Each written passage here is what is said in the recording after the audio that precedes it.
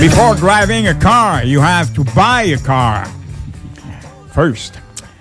Non, ce ne sera pas une chronique en anglais, mais c'est une nouvelle chronique qu'on introduit, chronique automobile. Et je vais annoncer à tout le monde que c'est loin d'être ma spécialité. Toi, t'as vendu des chars usagés. Ouais. Moi, la seule spécialité que j'ai, c'est d'en avoir acheté beaucoup. Et à part ça... ça, quel beau client facile. Je connais pas ça. Mais j'ai été quand même bien conseillé et je dois dire que j'ai gardé mes véhicules de nombreuses années. Monsieur Billy Poulin est avec nous et c'est lui qui va nous entretenir automobile et on va parler d'automobile usagée. Bonjour, Monsieur Poulin. Bonjour, bon matin, messieurs. On commence ça par des automobiles usagés. Oui. C'est votre spécialité. Oui. Et, premièrement, présentez-vous. Pour quelle entreprise travaillez-vous? Moi, je suis un des copropriétaires chez Bose Volkswagen. Je suis là depuis 35 ans et un peu plus. Donc, j'ai commencé vraiment jeune. Oui. Mais c'est ça. Puis là, principalement, depuis 8-10 ans, c'est moi qui s'occupe du côté véhicule d'occasion. On a eu Vallée Auto-Occasion, on s'appelait Vallée Automobile pendant plusieurs années. Là, on a tout regroupé à la même place sous le nom de Bose Volkswagen. Donc, on a ramené tout notre inventaire d'usagers, Volkswagen et autres marques, tout à la même place. Tu es toujours à Saint-Georges? Toujours à Saint-Georges, à côté du poste de la Sûreté du Québec, là, en haut, là, sur la route 204. Il n'y a même pas de barrière. Quand vous partez pour faire un essai routier, il n'y a pas de danger que vous fassiez voler. Les policiers surveillent ça. Vous barrez même pas les portes du magasin. On barre même pas les portes. Acheter un véhicule usagé, c'est quand même... est-ce que c'est risqué? Oui, effectivement. Oui. Ça dépend comment on le fait. C'est d'ailleurs pour ça que je viens vous parler ce matin, parce qu'on va avoir une chronique aux 2 semaines, je vais avoir différents sujets. Mais ce matin, ce que je voudrais vous parler, c'est surtout l'importance de l'inspection avant l'achat. Il y a les gens qui confondent toutes sortes de choses. Il y a des concessionnaires ou des commerçants, parce qu'il y a des concessionnaires, des commerçants et des ventes entre particuliers. Oui. C'est un peu ça qui se fait. Quand je dis des commerçants, c'est des indépendants. Lorsqu'on achète d'une bannière, c'est sûr que le risque est pas mal moins élevé. Parce qu'on s'entend que... Est-ce que vous autres les faites, les inspections? On les fait. On n'a pas le choix. Premièrement, c'est selon la loi. Tu n'as pas le choix de faire l'inspection et sécuritaire et l'inspection complète, le kit, là, parce qu'on vend des véhicules relativement récents. Mais pourquoi vous autres, vous êtes obligés, puis que, par exemple, je sais pas moi, un petit concessionnaire indépendant, est-ce qu'il n'est pas obligé de le faire lui aussi? En théorie, il est obligé de le faire. Tu es obligé de faire une inspection sécuritaire. Il doit vendre un véhicule qui est sécuritaire sur la route. Il y a une différence parce qu'il y a 2 types, si on veut, d'inspection. Il y a le sécuritaire. Là, je m'assure qu'il n'y a pas rien dans la conduite, dans les freins, le kit, qui fait que le véhicule est dangereux sur la route. Puis il y a l'inspection complète. On va aller jusqu'à changer filtreur à air, filtreur à habitacle. Ça va être beaucoup plus large. Je peux vendre un véhicule qui est parfaitement sécuritaire, puis j'ai pas mis de filtreur à l'air. Puis j'ai touché à pas grand-chose, en fait. Là.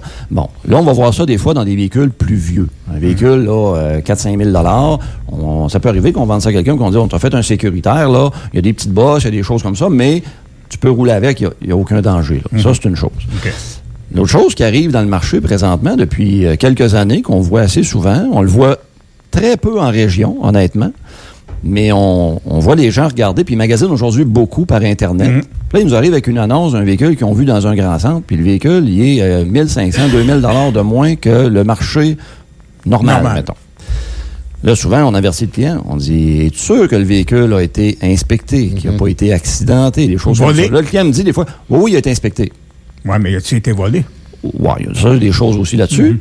Mais un véhicule peut avoir été inspecté, mais il n'est pas nécessairement remis en état. Moi, je peux dire à quelqu'un, j'ai inspecté ta maison. Oui, mais tu n'as pas refait la cuisine, tu n'as pas refait le salon. Bon, les châssis sont tout croches, mais tu ne les as pas changés. C'est ça. Mais je l'ai regardé, je l'ai observé. Ouais. Bon, c'est ça. Et ça, malheureusement, ça fait qu'il y a des gens qui vont vendre les travaux par après. Légalement, tu n'as pas le droit.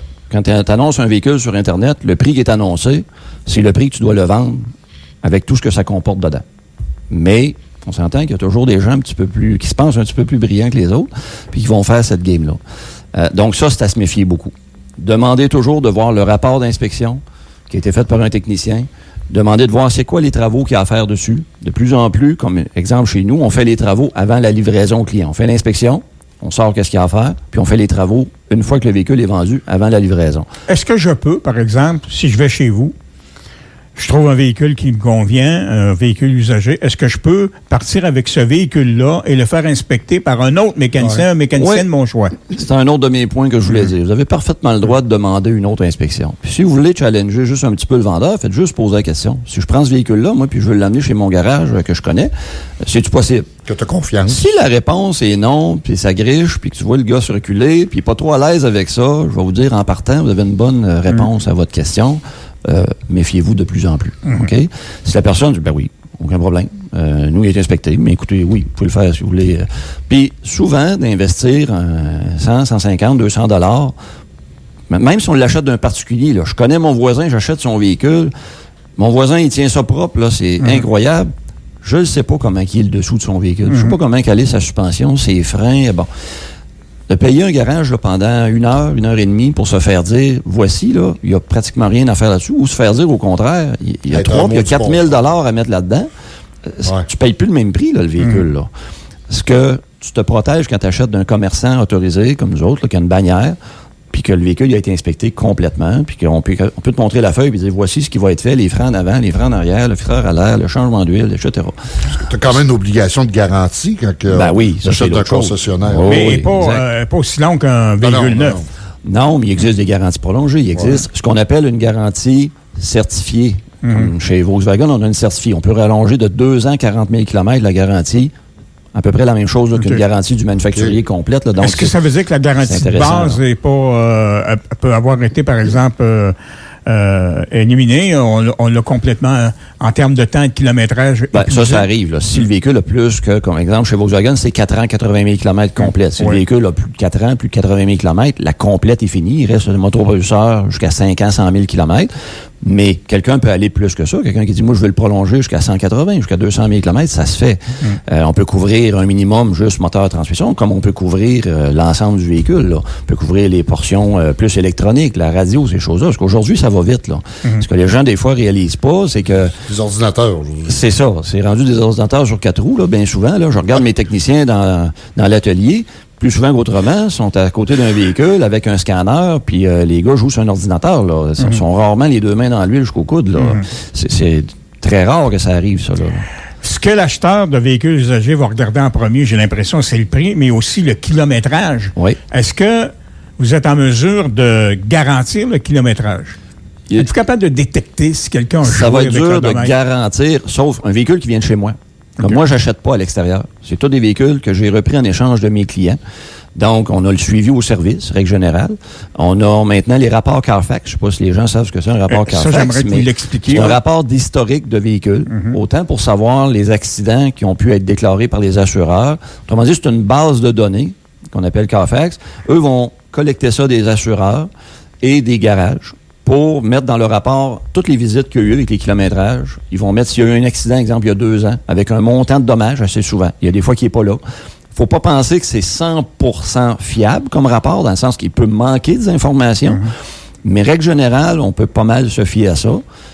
Puis lorsque nous, on reprend un véhicule, on fait le tour, puis on s'assure, le véhicule, a-tu été repeint, pas repeint, y a-tu déjà eu un accrochage? Parce que ça va paraître, règle générale, à quelque part. Il y a une pièce qu'on voit qui a été repeinte. Ça peut être quelque chose de très léger. Puis l'autre chose, c'est que les réparations de carrosserie, ce qui était une moyenne de 4-5 000 $ il y a 8-10 ans, avant la COVID, mettons, là, exemple, ben aujourd'hui, la moyenne est tout près de 10 000 $.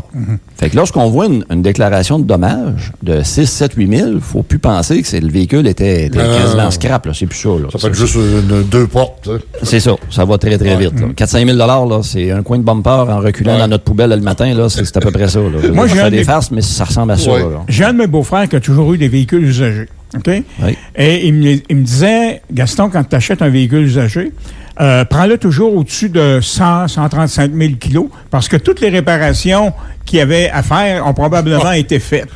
Est-ce que c'est vrai? Plus ou moins. Je vous dirais, c'est sûr que les gens qui remplacent le véhicule, qu'ils savent, là. Exemple, moi, je fais 3 ans, 4 ans, puis je change tout le temps. Là, 80, 90 000, ben, des fois, l'année d'avant, ils n'en mettront pas. De là, l'importance d'avoir un véhicule qui a été inspecté. Là, tu l'achètes d'un particulier, il y a déjà 90 000 km. Peut-être que ça fait 1 an, 2 ans que ce particulier-là met pas beaucoup d'argent dans son véhicule. Là. Ça se peut. Là. Puis c'est pas un crime, là, mais je veux dire, toi, tu l'achètes, tu le payes le prix du marché. Sur le marché, c'est 15. C'est mon voisin, je le connais, il est pas, je vais le payer ça à peu près 15. Mais à 15 000, il y a peut-être 2 000 à mettre dedans. Là, là il tombe plus cher que celui du commerçant. Je ne sais pas si, quand il chauffe, s'il ne bat pas le char, tu sais. Ouais, ça, c'est pas écrit nulle part, là, mais ça paraît. Normalement, ça un véhicule véhicule qui a été... qui a été battu. On le voit. Dites-moi, vous êtes un concessionnaire Volkswagen. Est-ce que je peux avoir autre chose que du Volkswagen chez vous? On vend de toutes les marques. De toutes les marques. Oui. On ne va pas dans l'exotique, des choses, là, des véhicules de 100 000 tout ça, là, mais dans toutes les marques généralistes, là, je veux dire, c'est ça qu'on reprend en échange. J'ai du japonais, j'ai du coréen, comme j'ai du Volkswagen. Okay. Comme j'ai... Est-ce que vous-même, vous inspectez le véhicule? Parce qu'il y a toujours, supposons que quelqu'un vient acheter un véhicule neuf chez vous, offre son vieux en échange, il y a un prix là, qui va être négocié entre le vendeur. Est-ce que vous l'inspectez vous-même, vous qui nous donnez des bons conseils? Est-ce que vous-même vous inspectez? Toujours. Ah oui? C'est principalement ma job. On est 2 au garage qui font principalement ça, là, d'être capable de... Parce que je suis pas toujours sur place. Exemple, un matin, j'étais à la radio. Non, mais c'est que on est 2 puis qui se partagent la tâche, mais tu vas faire un essai routier, tu observes les bruits que tu peux entendre, y a-t-il des lumières d'allumées dans le véhicule, puis après ça, tous les dommages esthétiques qu'il peut avoir au véhicule, l'usure des pneus, la carrosserie.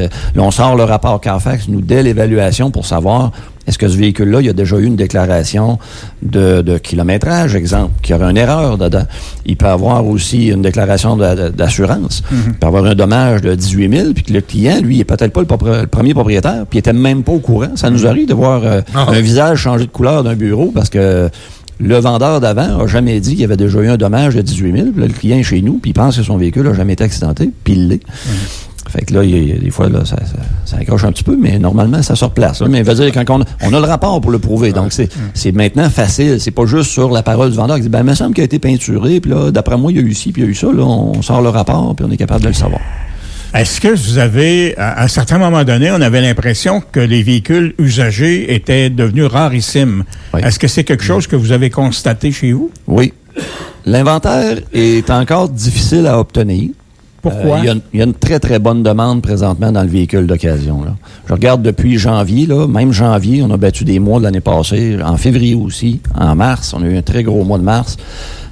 Donc, là, je vends pratiquement 1 pour 1, c'est-à-dire un véhicule neuf, un véhicule d'occasion. Et je reprends pas des véhicules d'occasion sur toutes mes ventes de véhicules neufs. Ça fait qu'il vient un temps que l'inventaire va baisser. Quand on va arriver, là, milieu mai, aller jusqu'à la fin juin, on le sait, à un moment donné, le niveau d'inventaire va baisser. On est dans la période, là. On est dans c'est ça, dans la meilleure période de l'année.